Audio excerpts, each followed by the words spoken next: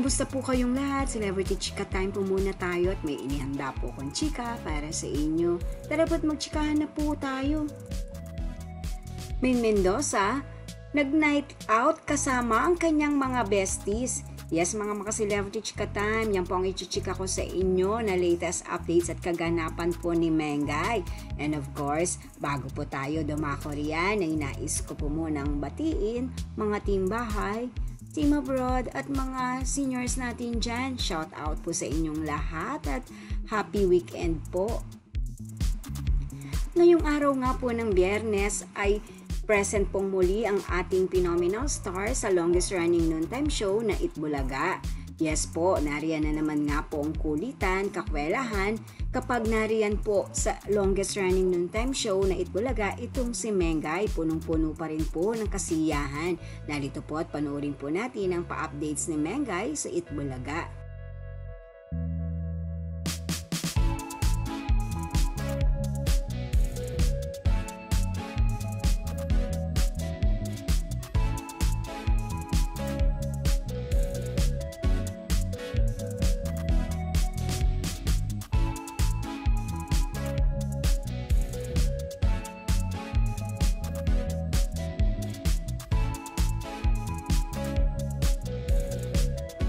Dumako na nga po tayo sa pinakasentro ng ating talakayan. Kahapon nga po, matapos mag-Itbulaga ang ating phenomenal star na si Maine Mendoza, ay lumabas naman po ito kasama ang kanyang mga besties o celebrity friends at ilan sa mga non-showbiz friends.